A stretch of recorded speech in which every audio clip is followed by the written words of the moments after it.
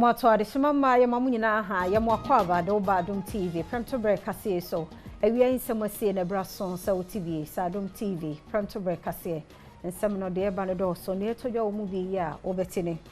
ekokuma wa mrahye bedwafie mu de won mo nsem akoto won party anim efa ne speaker yenti ene won mo nkrofo miense ya bo wasensen no won susu se enye ne kwan so eno no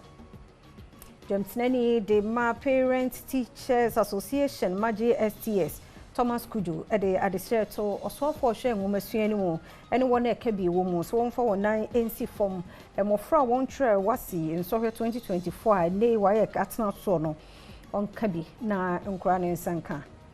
ye man pani John Dramani Mahama so eso o man ho kwan na awrade na ya adwuma se be ye oha wo mayi komu no obetimi anam ne so we ye free mu na asia sorry okoye bi na ode nsemi tu dwa no ene nsem bi ya agudie ka ho obi man so ene gide ewe ye de bro sa Adom TV Premtobre Kasee o share live on Facebook /Adom TV extra Go TV 119 DSTV 280 uko YouTube search Adom TV 2 kwa AdomOnline.com nsem we ni bebre ewo ho fasedama sikadua he wona ye mitino ma Frederick Opticals amma shenikoi midi afia amankwa tamaklo tiafia ni de mientie said nsem ni nchiremu ankasa etie Country Director Adema Action Aid Ghana John Nkaw ena wode nsem bi etudwa chiremu se ankwankra ya wonmo aye adwuma sha abayase na wonya mfaso bi anso emfiri mu a wode won ho ahye ehumasuamu no nyame mu ni eboapa ni tichu wo nkronkuman mu ene ya make say Action Aid Ghana the decks assume 260 akọ schools ahodo nan mu ewo time ene banda nenu no de sansemi etudwa United Nations Sustainable Development Goal 4 ene sa abofra bia betimi akọ school na emfa ho ne ba bia wo no ehumesua ebetimi akọ ho enso ni nyina mu no okwamiamia wodo bi a adesuafo enni akonwa wotena so na nkampese wanya akade ye beboa ama adesua na adekere akoso ye nti Action Aid Ghana afato won ho so a woboa adesuafo e kwame afram de nchira eye programs manager a oda Action Aid Ghana no ewo bono mantemu ode sansemu etudwa At Bepase, for instance, we went there and we saw that many of the children were sitting on plastic chairs which they carried from home. Those whose parents could not afford to get these plastic chairs from home were just lying on the floor to take their studies. So we said, yes, if these people are Ghanaians and they are in Ghana, they need to also be supported so that they can have their education. Action Aid ene na bedwakuo so opese woboa ema nwomesua ekonkan enti wode nkonwa ahanu ne aduosia a so Ghana cedi empem oha ene koma hia manchene wiase kurom Bepase ya ne nyina woten mensene mu a wode bi nso ekọ obofie basic school ye no ewo banda mensene mu John Nkaw Country Director wode sansemu ene to Adom Kasee enim. As advocates for quality inclusive education, we are proud once again to support 4 selected basic schools with a total of 260 pieces of child-friendly furniture to augment the furniture deficits and facilitate teaching and learning. This support by Action Aid. Deputy District Coordinating Director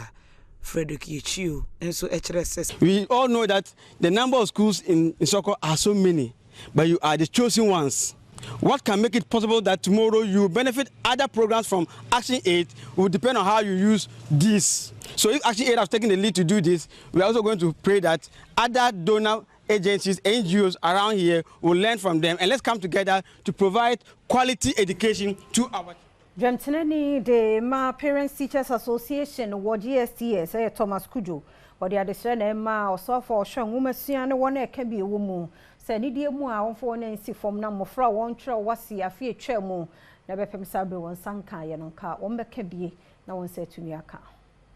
wa fimpino na adiono na wasin sohwe adesuafo etwerɛ ye no abra WAEC ede ho sinsa so nyina betu twa no adesuafo ni bi wo no mu a enya de na wo modie eka ho na mpanyifo kyeremu abesi sabre no enya de a WAECfo atumi agya sa adesuafo no mu wase results mu ede ama won mu anase won ma wofo enam sansi misunti na wochiechwe mu na wofo bebre na omo ato yemantam ne mu ede omani akire mu waye officer omantam no ko bisa de ntia besi sabre no omo man resource emai Thomas Kujo eye PTA chairman ema GSTS oni Adom Kasee de nkomo a ode sansi mi yatudwa GSTS parent enkoten ye pedam admifo asem ebi esisunyane ebi esikumase ebi esi Accra say follow trend now is the same demand my pen the money view school even how to get money for further studies simple or your burden or your how into your WAEC my mom for burden be on my account only the more from results as early as possible now the man some year on your few parent issue send the tea news and I watch the quarter order WAEC there will only 10,500 students. It's a nationwide issue or your national security issue because the moment for 10,500 saying to my uncle school nani mu 1/3 employee devianta when yasum de minyasum de in team American there why you only resource na motibia na yehuma ye de amano ye be ye hon so hono mu a osade ka ho biem se brother your next action Ghana for you na yet assign there demonstration ye be it's our right since you're on say Monday my executives here meeting we are Ghana in our education since you Adom your education minister your regional education director of education you we na be 3-4 days yantia sama said that I done above your nipa obey for obey one over 1,000 you better touch the street because that is the only language Ghanaian can hear. Was on same way no Accra High Court I say West African Examinations Council WAEC one more and share na 10,500 WASI candidate one resource no oma wonsa enka court wa chere say said ye and social no home waye eda so a ewo WAEC fo ho no ebe ma adusuafo da che aka kire ya o mining puntu ankasa so ebe ka kire sisi ya adusuafo a o ma adusua home waye e ma ye eda so WAEC fo ho ye empemdu ahenum ne dunsia 10,516 ya so we twere ho kwadu e no de abowo mu ade ba akwa court gina so ene se WAEC fo da so a ekura adusuafo ensoshen sunsanso emu a wonye mu ma wo mo no ebetwentwen wo man no ase enkanka ene se invigilators a wo mo kwhwe adusuafo yi so emabo court no ama ne yese ampasa basabasa ye bisa ekoso enso ni nyina mu no ebeto odwa se WAEC guso a eye won hwehwe mu esansa adusuafo no edoso enti enso besi sa brede ontwa obibia enso hwemu a wogidi yese owie ni nyina wo de wo enkrata ba beto court no enim Yamampeni John Dramani Mahama na ene obie na kuma mu kire krado a waye senyame ebefa no so na watimi asesa o my Ghana ye nhyebre na ene wasade na asesum bia kopie mu ewo Cedar Mountain Chapel Assemblies of God wo East Legon and odin semi etudwa Mahama ntimi ankoka abusua ho ne wo mu anya na asesum kwasiada pepon so me de toso aduonu ensia ya na ye na asesum a wo ye ewo Madam Deborah Wengam edimu esanse no woni o man yi mu nanso otimi ekwoka abusua ho ema wogefo bosome de toso mie wo ya sori ewo Cedar Mountain Chapel Assemblies of God ye no ewo East Legon ampanyi kasa yemu no ena wo kire sebra na usano na nka ne yemu a opeso ye de ope na mu monko ye doctor na ase lawyer o mu se de binum epese wo mo eye mampanimfo emrenimfo ene adokotafo de nanso onde ade ana obi ya empe no eno na opese oye nanso wo she na brabo ase no erade koswa ekyrekere no twetwe ne ko ba bia ewo se woko na brebi a wo ba bedru ne bota ye ho no na wo twentwe ne nase enkanka ene amanwesem se wo twentwe ne nase ansa no wo ye na adwen se obetimi akwakoye mampanyine no kire mu a no mpese obekwa akoye amanwesem esan de ne papa wanya ne ba bekro FM wo amanwesem emunti wo kire ne koto afiase ema ne da afiase emfie mienu ansa no wo hwere ne nkwa kirimu se tete ya ne papa FM nti na de fa amanwasam okra de ompese obeye ne sent wo ye na adwe so obeye dwedine ya obeye emokuye ne kese wo tifiri mantemu a ewo musa no aye osoafa be de akira wo hye nkitahudie beye wo soafo a wono ene hye nkitahudie so afi apema hankoro ne aduokron so de kosi opepon bo so me de toso enso afimpi no enne ba akomu de nanso ono ano nim se de papa epese wo tietia nanamo mu waba amanyɔsɛm mu deɛ aduru na wɔ sɛ wɔyɛ deɛ ɔno ankasa ɛpɛ lekoduru mmere bi a na ɔpɛ sɛ ɔkɔyɛ doctor of philosophy ɛwɔ suapɔn biara mu nanso Awurade ka kyerɛ ne sɛ deɛ ɔpɛ sɛ ɔde ne yɛ no ɔne ne nwie na wɔte hɔ no mu mmere bi ɛna Professor John Evans Fifi Atamos Awurade mfa ne kra nsie ɛto nsa ɛfrɛ no sɛ wɔmmra a ɔde to n'anim sɛ wɔmɛyɛ ne running mate ɔka to asɛ sɛ wɔka no asɛm nyinaa ɛna asɔre no kora wɔ mpɔn nanso ne mpaeɛ ɛne sɛ deɛ Awurade pɛ sɛ wɔde ne ɛyɛ biara no wɔmfa no ɛnyɛ ade baako a ɛde n'akoma so ɛne sɛ Awurade ɛbɛnam ne so asesa ɔman Ghana yɛbɛyɛ ɔman a mpuntuo ne nkankɔ ɛwɔ mu a obi bia nso ɛbɛnya so ɛmfa soɔ. Epoye mantam manager wɔn na hwɛ Bible Society of Ghana so ɛyɛ Stephen Awaga na wɔsɛ na wɔn matena yɛ no yɛ nua betumi bia sɛ ɔbɛyɛ ɔmbɛnya sign language Bible na yɛ nua ne ma sɛbi wɔn mo ehu ɛnti asɛm no ɛbɛfa saa akonya no so na wɔn so etumi akenka atwerɛsɛm akase no ɛtɔ so yi. Bible Society of Ghana apa afi Eastern Regional Bible Week ɛho entoma ɛbɛkɔ so ɛwɔ Repest Temple Assemblies of God Church wɔ Adweso Kofodua senti ɛda so ɛyɛ the Bible and Unity for Nation Building Adom Kasee and Stephen Awaga Eastern Regional Manager of the Bible Society of Ghana no ɛtwetwe nkɔmɔ ɛna wɔde to just say society dwumadie nyinaa ne sɛ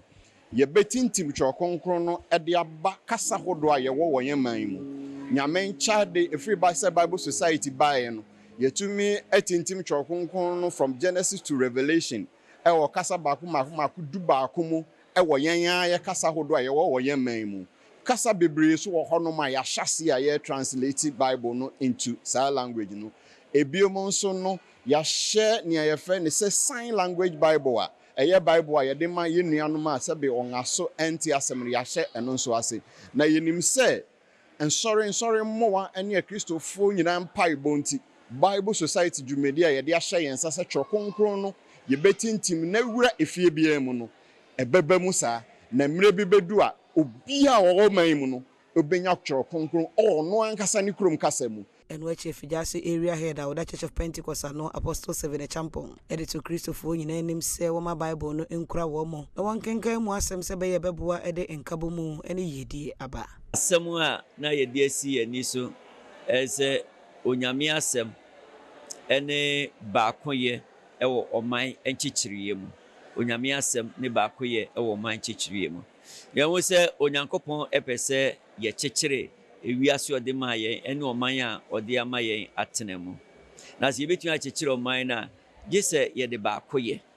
ene tumi kyekyere ɔman no yɛn nyinaa yɛka bom na yɛyɛ baako ɛso yɛn ho yɛn mu na yɛde adwenkoro ɛkyekyere ɔman no ba ade a bɛboa yɛn ama yɛnyɛ nyinasoɔ ɛde ayɛ baako no ɛne onyankopɔn asɛm sɛ yɛ onyankopɔn asɛm firi mu a yɛntumi ɛnyɛ baako yɛntumi ɛnka yɛn ho emom enti sɛ yɛka sɛ yɛtete ɔman anaasɛ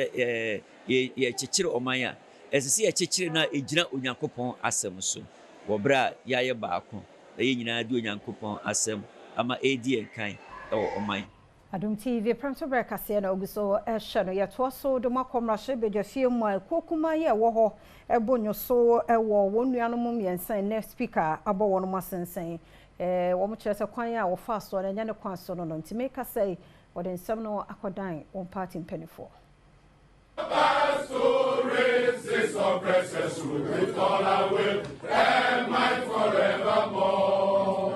Sagana this year bɛhyɛ so na wɔtwi etwa mu no mentime ho ase bi esi ɛwɔ mmarahyɛ bedwafie wɔ abra appointments committee yɛtena ase na mpanyefo ahodoɔ bɛyɛ mo de brɛ wɔtoto wɔn mo ano ɛno no wɔakyi no mmarahyɛ bedwafie chia media manebɔ bɛto dwa ekyire mu sɛ nipa miɛnsa bi wɔatwe wɔn mo asensɛn na ebra saa manebɔ ne bɛto dwa no ɛnyɛ ade adom kuma mmarahyɛ bedwafie wɔn mo bo ɛdwo so ɛnam so amene wɔn asa ba bɛkasa ho a wɔn mo ɛkyerɛ sɛ wɔn de saa nsɛm yi akɔkɔdan wɔn mo amanyɔkuo no no mbɛko ho ntɔkwa kɔpem sɛ Rashibedwafie chia mebɛsesana no na abra ofrɛ sentwerɛfo nhyiamu na dom kuma no ba no dani afanyɔma akene sentwerɛfo twetwe nkɔmɔ no wɔde saa nsɛm yi ɛna to dwa.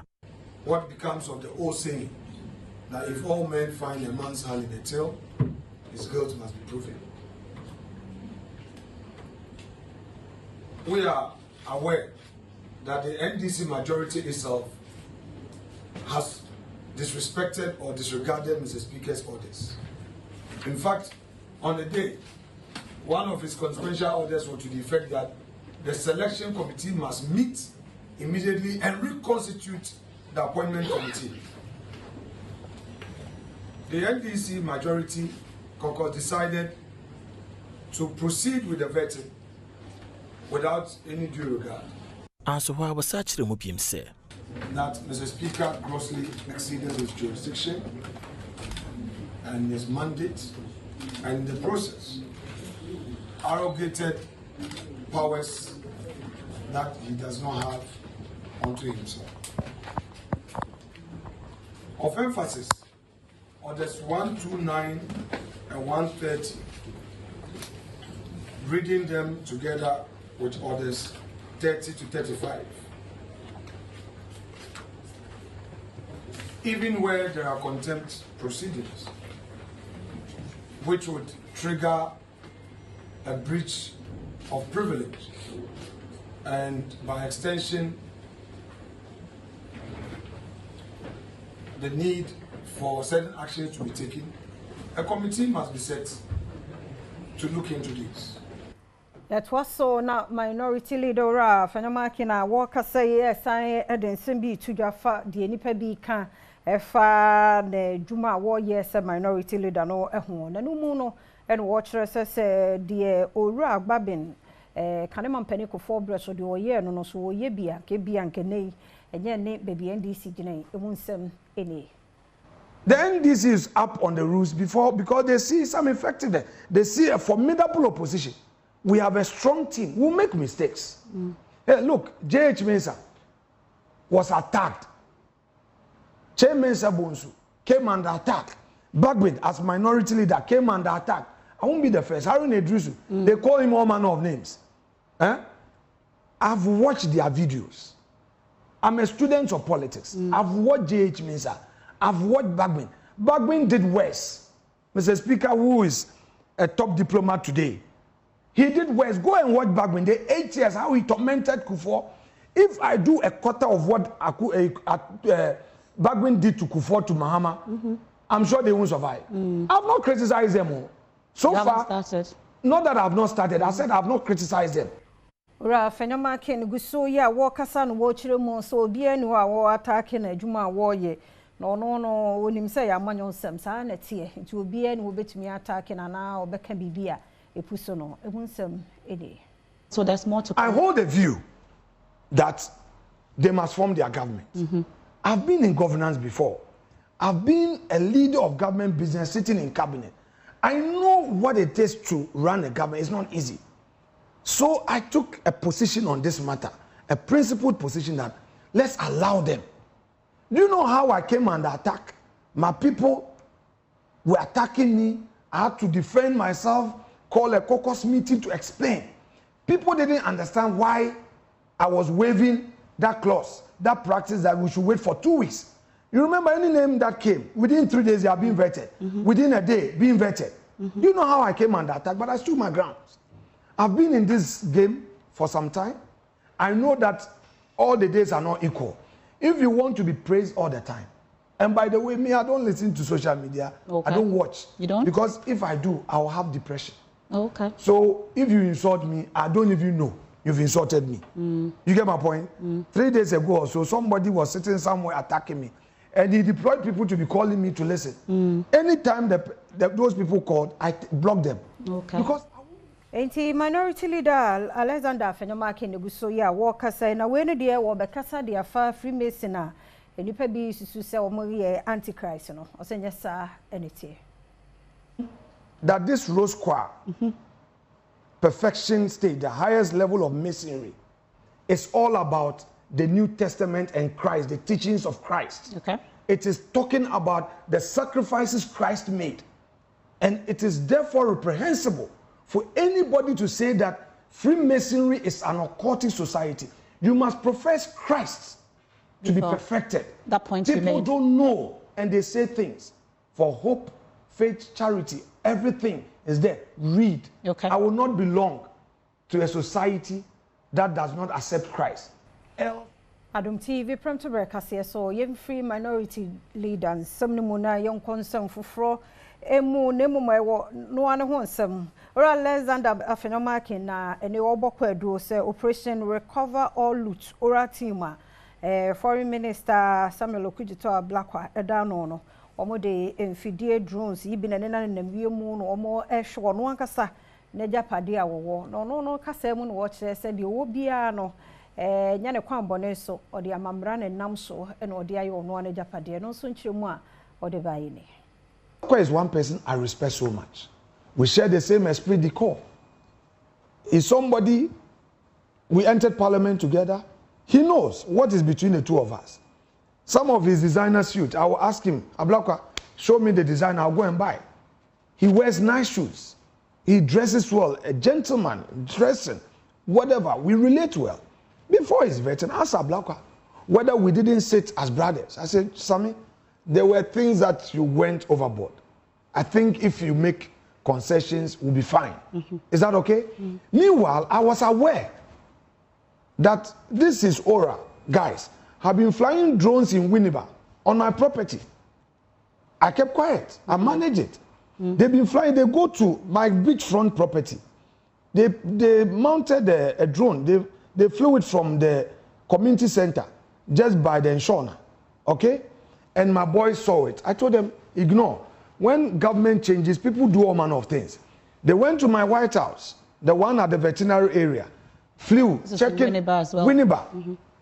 In Abelenpe, you'll be there and you'll be seeing drones. In the morning, the policemen have been seeing it. They tell me, I said, ignore. Sometimes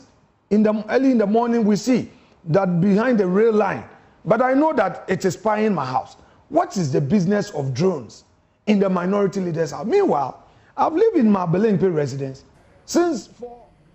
Premtobre Kasee na uguso sheno wadaroma ma yenyen kratu eni eba ebetwaso. Emwakwa babiem do Adom TV Premtobre Kasee so midin efia amankwa tamaklo yetwaso de mwakwa yensem fufu mu. Osofo ya wono na share food and agriculture so oko esnafo south and so wa hafmantem a wono ene mrashibedwani owo ho. Ora Eric opoku na nei ose sese wonso so ntokwa ne ehukasem so wo sankore ewo mabunu ne ntem ti mabunu nya hwe yie pa wona wo sankore ne mpotemu na omma somdue enye adwuma. Eric opoku ya mrashibedwani west na for south wa hafomantem ono ena sese oyo so afa wo hwekua ye ne nuane nsem so okyerese won hwe ma basabasa ye nkoso e wo sankore esanse emabunu ne bi ede wo ho ehye enemaboni mu a eno so emu akra wode sanse mu etu dwo abra wo ye na asia sore abato echi no wakade to aso se sanse basabasa ye ekoso wo sankore nti empontu entimi emaho nananom ne America bio ne se abrantie ni ababa wa bia wa ye ready se opesa wo brade ahodi bia ye wo bia no yenso ye de beta wachi nemo se wode wani jintokwa ho na wo se o masumdue ma o mamra anya adwuma a aprosifo ne asojafo a awoye ntem ha no ye bebo ado amamra na ewose adu kosi a ye de wasie se ne be ya asumdue ma pa ebeba empotem ha na enkoba se ntokwa sem no ye beti ebio kra ewo sankore krodua emu. Enwechi chairman of the local council of churches ano ewo sankore Apostle Charles Diodo eno hina wo sankore na wogedom apia kobi katechi ene Adom Kasee atwetwe nkoma wo kyerese wombebobodin ede wa hode atai erikopoku achi sebeye mpuntu obese wode bakrom ho no ebetimi aba yerbebu wan say yeri mpai bobetai nachi na ne penso no awrade aboa no so for the apart from empire no ene bia futu ayede be ma no eno ani nim the rule ni say yede mpaibo ebeta nachi even ministers ni nyina akora enye honorable elikuponku obi na me de bompaye ma wo yankopon akukoduro kura wa ho brase ade awubuo waye se benufu tena obi anu bi no sa ne ahwehwe no wuni mani wuni wo hoho yo do se bebre they also obey no ye hwe anim so obeba be ya man ya me nhiraw do obeye bi enye ministry ho ade obeye bi enye Director ya wono share policy engagement and partnership so wɔ Center for Democratic Development CDD Ghana Dr. Kujo Asante na ene wɔ se social media podcaster wɔn mo ayɛ no wɔn yɛ de aboa na wɔn abɔdawuro afa mamuo ho enipa etietie wɔn fa ahodie na afei kabi mamenkabi ene dwumdie ne kɛta hyehyɛ sɛ bɛyɛ mabuno ɛbɛte saa nneɛma ahodoɔ yi ase. Center for Democratic Development Trinity as a CDD Ghana any apa one more social media podcast bi hontoma we ebabeboa ama wotimi abodawuro ede afa amamu enipa fa ahodi ho ena afen so no katasehye ene proyensem eho ebra one more power sa ade hontoma no Adom Kasee kopi ho a Director of Policy Engagement and Partnerships Dr. Kujo Asante ede to yamane boni enemu se sa ade ya one more pa hontoma ebabeboa ama Ghana fo enyanimdie ede afa sa ne ma miensa yi ho aboa ama one more mediasi wanda da ginaye adwuma ayeye no ese yetimi ema ayi amanfo ete friends and democracy ne governance mu nchechiremu a ebeboa oman no na tese yi na ye ho yetimi yenya ye welfare no eti yehia sa platforms ni bi sa conversation na de bi ankofo ye for sports ne ye omonso omoko ho no ma enyumre na bia onya time kakra na bia CD democracy dialogues and ye frɛ no no akotie yi ensema ye discuss bia parliament assembly discussion bia about omanye so omanye say na ya din kofo aba omu wo nimde wasansemi ho no Ghana ne mosinia na emre bi wodi ne dwuma ewo France ena afei Portugal ne din ene Anabosman ebo CDD Ghana abaso se anamoya wono mu atui eyade a eba beboa pa no ehia keshi ofen oba botwe no okona ba ke wona she what is even more important is je am be ambaye aba cheme menen neken ache women members of parliament new parliament amewie about what it is, how they got there, some of the problems they have, and by way also about the obstacles that are put in their way. Premtobre Kasee, the do so no young Adom Trotro na Prince who see do akopie mu wa Accra City Campus. Na wani adihye edin komo ye video na na monten a Accra Academy boys yi de sekan twapa brane to sa no ono mo din komo afa. Adom Trotro ene twegumu life ene ye de Trotro abepremu ye de ababepemu wa Accra City Campus enframa ebo wa hapa na ene wo manfo a wo mo wa ebedi nkomo e de afa eye mfoni a etwegumu social media Accra Academy suku akwada okitan krante e de hwe ne genius enya asem ketwa ye je wo manfo adwenkyere video yi a abetodwo yi a monso mahwe bi de na mo kafa mo ya wofo no akra me mum de enye suban papa if say abrantie anasa ba mu wa onyonko ayemfom so school na wo twese kan na wo de eburu ni se nyame afa sempa ma na yetu a akra obetu ni tu akunu kwa timi mum de enye suban papa se me mpanimfo no betem ase akra se aba mu wa na abrantie we sa de kwa no ki yenyi na di wo school because we say nipa we benyi abetena o memu abaye panim papa o memu ana enye suban papa na ye nyina me bremu ye mpanimfo titu Ghana Education Service for mo se ye mo emofra anase ye mpanishin kola eti se teacher ni krampo abu akola akora oni hu kwan so abu akola wusuro na campus school ni ana o kire ni aye ko sua ade ye no etumi fa sekan e de panishi akola akora eti se ne yire ene ne ma na wo fi no mo ye bone a sen na ko be ye no mi momo de me so sen no ma no so me ba no kura ka mema school authority ni ekwan se omo panishi no ana ye nyi na di kura akola wo di se suban bone we ye hyase a umfe enyi nko wie pepa ya me ya se wa ya sa dia say school no wa gu school na nimu ase if say place on enkrofo bebrebe kan na teacher fo no na imu manhwe but baby od ne ko enso no enye school nimu od ko share baby onum se do na ade papa ko onye no esu mu sa od akote baby od ye school fo no na teacher fo no ni headmistress ni practice ni od gu o manimu ase ti mi momu dia se aban bam na tete atimpon an mo ye san kofa akwala ye boni ayentia no akwala ko school outimi twa to fista teacher ni kwan so otia no teacher ni panisha akwala bi a wo se on man ho kwan me ko school akura ase se wan ko school one day kura teacher ni na awofo bi atumi hia akwan bisa se denti na wan ko school na wantumi anya mwae papa bi ama otumi bɔ ma o ma mi ana na ne ti no etumi kura kɔ sa akɔkye ane da nase e ma na mo said wɔyɛ no wɔyɛ de papa fi sɛ anya de papa no wɔtan wo nkɔso no wɔda akye ho hia no ti sɛ mmɔfra no aniamɔ ho ade na ɔmo yɛ ne de sɛ aban bɛte aseɛ ama de yɛ kan bɛtɔ ɔmo asom de a aka branche no wo munyi na di mesamba ho unso adwenche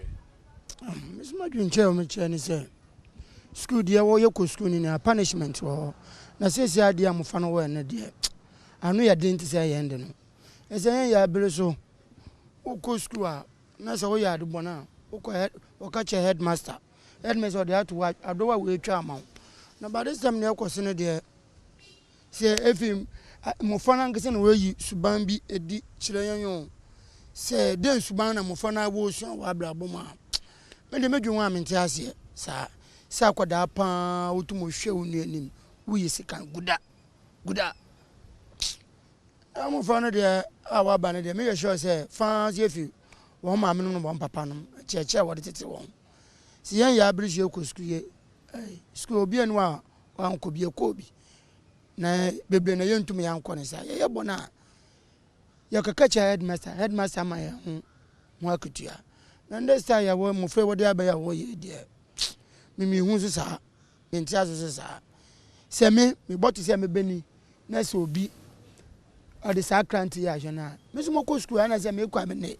me che se me so me de ya me de aye no eze me nto di ma me ba no so onko school nko si ade na wo abofra kititi won fa se kan won fe ngwa wonesa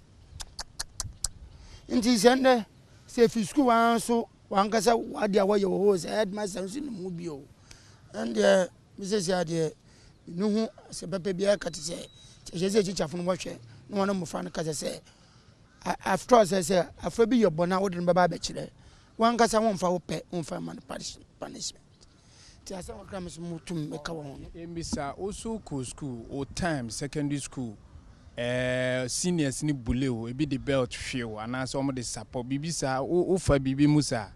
oh yeah me ko school ni enchebi me ko school senior secondary school kan re fen osek se bullying se no mano ne wo ho nyante se ne die ya abro so yi ne mo wo ye late a me ka se me senior bi ne efe na mponsa ono do ya be mo asesa engura wo ho nyina no akoto agu ukoba se ofia na wonye ya se 3 times a be mo waye wo ye wi a okọ de bi osu won so a se eyensu a obe mo akonso na de asi animu ha de be horo yensa na se oboro ne se no mano na ntisa ana se oye bone se mo ye be nipa be 9 dia yetumi ma mo kotu bola ye oba bia na etu bola na enye yetumi ma mo pia bola ne nyina kwa kire ama obi aba ho se ahonidie no aye kama se social media ya na se mfuni ya hwe ye me papa no teacher ni hwe dressing ya wa dress kro batutu na tade aguso ti se abrantie ya na ba mu wa ye hwe ni mfuni so oni teacher ni na mo ahwa na school ni na ahwa na teacher ni ya de ntete ne ya de tete no ana mo frɛ bi won so anya sa na tete wo mfio but wo mo ba school ma wo mo sua no ma bone e wo school ti ye ba PTA no ye be hia de na ye awofo no so ye tie na de na ye kofi a ye ka kire ye ma no o ti ase ti ye tu agira mo afo no ye tu bomone nsofo awofo na aba no so sebi obo a ena me baba akopɛ no atu di nana ageman no nana ye so saa do papa na ne to na ye opani oye nana esmo ma nana ye so saa ena nana hima na queen mother sebi ka fra mesreka na wo osai esai ya mese nto awofo no nko aso eye me ne wo ni ye nyina o ma ni nyina no ana wo besa ya to ye so abofra ni nua ye bone no watwe sekan no de bone ma uji se de adwen na beba ne tirim ti se ono so amre ne ho ase na koye pinche a sika na ye betwa no wakwadi awu ti mi momu de me nso se no ma no so enye kura enye kura alright na che se o manfo ana wo ma kire o ma adwen me nsu na me di mate wo trotro mu se trotro no eye ma mate na eje so se awe Parliamentary Premtobre Kasee no so 90 amanyoko mabia won mo ewo Krache West abato mpesua no so won mo buafu wotimantam mu omo senkebe ya won nsa enya reverting biem ewo aspirant bia wadi da kwan so obepremensi no Krache dibie no emunsam ene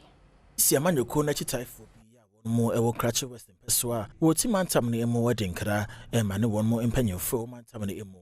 mpanyinfo de nkrata beto hɔ nom no pese oyɛ MC no nti ɔtoto wɔn mu ano nkebɛya wɔsan fro mu nyina biem wɔnsi nkonwa na ɔtoto wɔn mu ano no biem wɔde saa wɔnsɛm yɛto gya wɔ abro friends ntwerɛfo nhyiamu na wɔkyerɛ mu sɛ anototo ɛkɔɔ so wɔn mu mpɛsoa ne so no ɛnya de ɔmani agye ho kora isanse no koradie pɛpɛpɛ yo ɛndi hene ɛwɔ mu abra Nicholas ayo dodo yɛ ɔno ɛyɛ mpɛsoa ne so chairman ɛne Adom Kasee twetwe nkɔmɔ no ɔde nkyerɛ mu wei ɛna to gya constituencies and that district OOT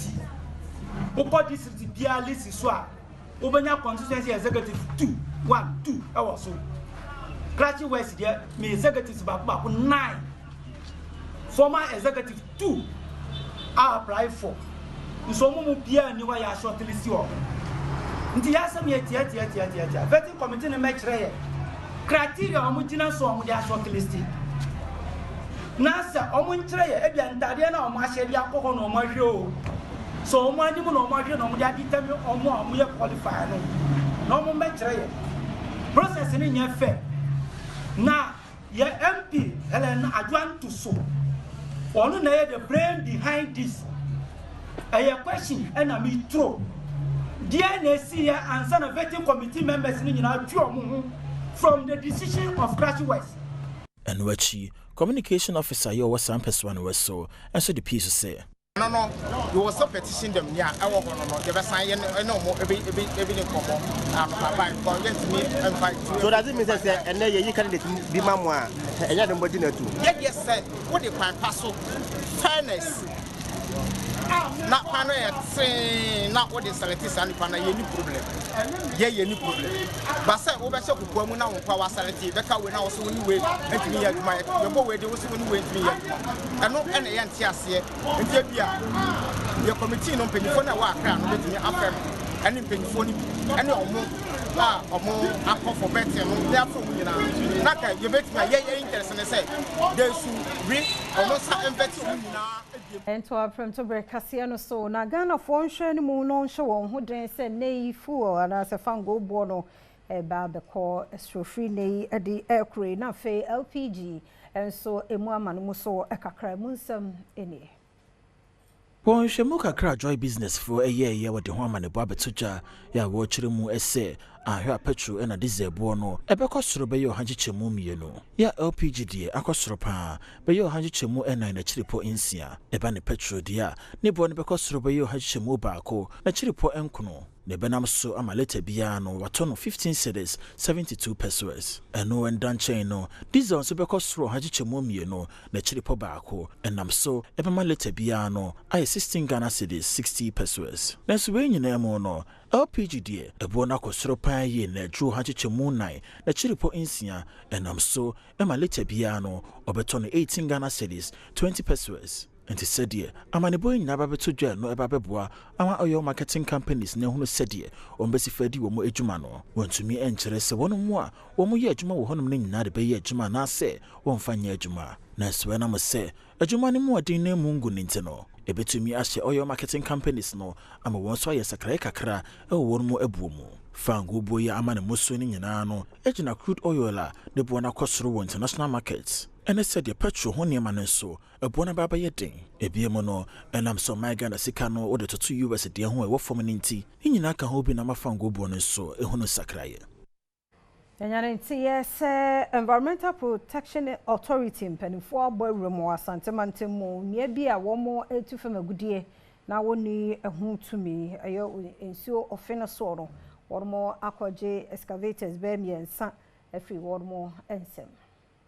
Environmental Protection Authority mpanyefo abebo amane ewo kyeremu a wono ma omutu fam agudie ewo Ofen River no ho eno ewo pasoro wasantemantam ne mo no oba besi wo mu nyina akwan se de be ya insuo no betumi aboho ban wo kyeremu a ohun se be ya mre kakra ni wo man mo no galamsefu ya so aba be yeden wo man mo nyoma adwense wo mbegya ye fam agudie a wo tu anya ne kwan so yi ne senti wo mo soso de nhyehyɛ be gu akwa ma hwese ne nyina eto ebetwa abra CEO emajuma ekoi Professor Nana Brown Kluchi and in Central for Chenkomo no or in Silsi Yena Tuja. Bueno, ya ba ye hu nsuo nani enye nsuo nani nyina asai na nani mpodie enya den se water company for no ebetreat na ya na mercury ene cyanide na other chemicals a modo huru gold no ebi won nsuo no ne nyinaa na ama ne treatment no ɛyɛ den nti yɛsrɛ sɛ yɛn nyinaa bɛboa na deɛ sɛ yɛyɛ yɛtu gold a yɛntu no wɔ mmrakwan so nsuo mu gold tuo deɛ ɛmfa mbrɛ mu bia ɛmfa mbrɛ bia mu ɛwɔ Ghana ha ɛne na yɛsrɛ so hɔ no mu a wɔkyerɛ mu biom sɛ wɔn ma yɛ krado paa sɛ galamseefoɔ yi sɛ ɔbɔ homɔden ma wɔn nsa ɛsu wɔn mu a ɔbɛma mmara no ne wɔn mu adi sɛdeɛ sɛ na ɛfata yɛbaa yɛhu sɛ ɔmo tu ahwea nso ɛwɔ baabi a yɛtu gold ya nso ho nkyɛnkyɛn he a EPN nso regulate ɔmo tu ahwea no nso nti yɛbaa yɛ ɔmo tu wɔ ha yɛbisabisa ɔmo nsɛmsɛm bebree ɔmo nkrataa ɔmo ɛkyerɛ sɛ ɔmo tu ahwea no ɛwɔ he yɛbɛkɔ so ayahwɛ na ahweatu te sɛ deɛ mekaeɛ no ɛsɛ ɔmo nso nya license ɛsɛ ɔmo tu ahwea bi wɔ hɔ a ɛni sɛ ɔmo tu nti yɛhwɛ na sɛ baabi ɛni sɛ ɔmo tu ahwea no ɔmo tu anaasɛ ɔmo ntu wɔ ne kwan so a ɛsɛ ɛne ɔmo fa mmrako Premtobre Kasee na oguso hwɛ no deɛ du so yɛ Premtobre Kasee Eric Kasee body ayɛkrado mo akwabe bibia ɛfa nyado bibia ɛfa Eric Kasee body ɔde agudie mu nsɛm arehwaba no arehom right fantastic afternoon abuso emra so yɛhwɛ nsɛm ɛkɔso wɔ agudie mu and the process Premtobre Kasee ana talk so there's a fata sauti na echi ne kufu ɛde ɛbrɛ wɔ na me promise so for the first time mo ahwe Mrs. Afiama kwata makro na ase ene guarantee ni de dutwam so ahwe ya me ni gina ho no so wa chen me on wan chen me bia ne guarantee ne wa asaba so dina ai so wa chen me ti ye ne me de be kire ma hye da twa onim se matwa ti ne me last story ne me de beba am sha se mfa fi arehosem this weekend e de fimo ba enra kopie mu nso atra bad news and sad news and it's and so for a shekodoko 1-0 but penchen bi si park ne so and a san etc mu stance ne mu a one staunch kotoko fan your friend Pole girigiri ne si park ne so ne ti holy match no eso kakra san na players san ba back am ya bebo ebowie no na girigiri fans de boafu ni ade honorable Ignatius ba for wedi na ba mu so honorable ene supporter yi yi kakra san ne nyi supporters no supporter na esre no supporter na ko ka kire honorable so honorable ware na honorable wasn't happy ni ade ati ma supporters no so mufu say boy no koyesa na mo say munyi boy no fi park ne so enko ene say boy no yayi na fi park ne so de na kwete no na obi akọ ne sekan wo stadium na chi ho akosa conference bebre but afi do da ho ama o ware ye kra nche a che say 20 na chama to buka kra ko chiba me na me fi na be chire semu but ko wedding ni ma me ha 25th August 2024 yes a match ne kra on shadanji bebre so August, September, October, November, December, January, February. On yanchi we. Na chese wonu na wari yanche ya conclude chese. Hadwen ama madam aye you can for fresh sir. Enye fine. Ti harum no that form na fe yenko or that form na fe yes ambulance driver no way, yes ye hun driver ba ko so se me hu key no chese. What the sana. Or the film. Ti every time ambulance driver ne ba ya obetu ambulance ne de na poliko. I say I reho someone ne ye hwe pot this kind of war pola ye hu no that's all one we no pabam otilon eya erani eko etwefue ti egusu the story na chi hwese e benya nipa o yes nyambra sem yanti ye peke intel say na oba bi gina ha oba no na provoke no hana ma me sound kakra me hwade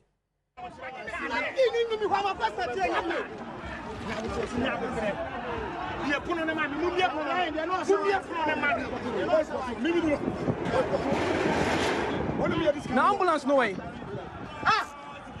ambulance no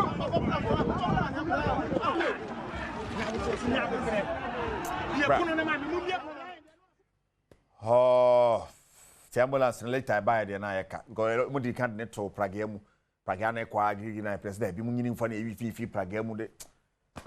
polar break me no ka say polling can't asifo ho bi mu a ya rehosam dia ba ne so atreman for Ghana league na fi omo bi mu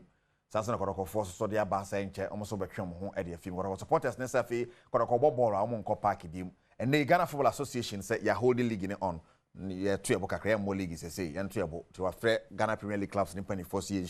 fans ne so pani force so mu hia ne hwe the Puma Sibrina yemfa senior ade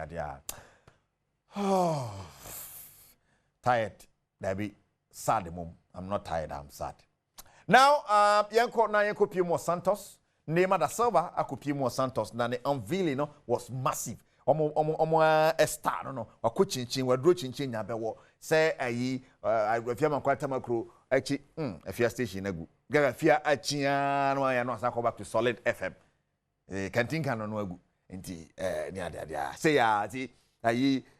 name I feel soon. The day your bonny man fancy, day. No say say more drumme. My ba, me be bobo mo ba no. The salary no what timu say who? Kon salary no ye chem mienu kra na okmuka so mutua half ama no ye nso. Ti what 95% egu. E na mutua 5% ne kra o mede ne ka. Ni sika so. Se sa fia wan kwata makro salary. Kesie. Enya se bi so na make a choose anu. Tu say oye nkwan hia ni say ni awo news wan ni sika so adman no oye no so eti nema na afedi atu ni so aja gagai nti say dey back to Santos obodjuma hwese be fa na bia san ba Europe amfa so a no retire ho na ye pranko a preparado peges no so ka ho je matches no so je pe na omu ha kigwe no koto je because Moses say match a go no timi mark en kra go je match Kejuana Kasani Erika Sedu Body. Yanyi anyway ni gidie mo ensem menstroma season 7 no guso ekoso na enu ade de nkran de ekọ 2000 mu high life onyoma hodo na ye hit pa no yentibi. You my baby, my empress, my lover, the reason I give you the crown, yeah. Hey, woman, you me the bumper. Telling me say that you want me, and I'm gonna be your wife, so I just wanna say, when you see that big anaconda, do like some give me.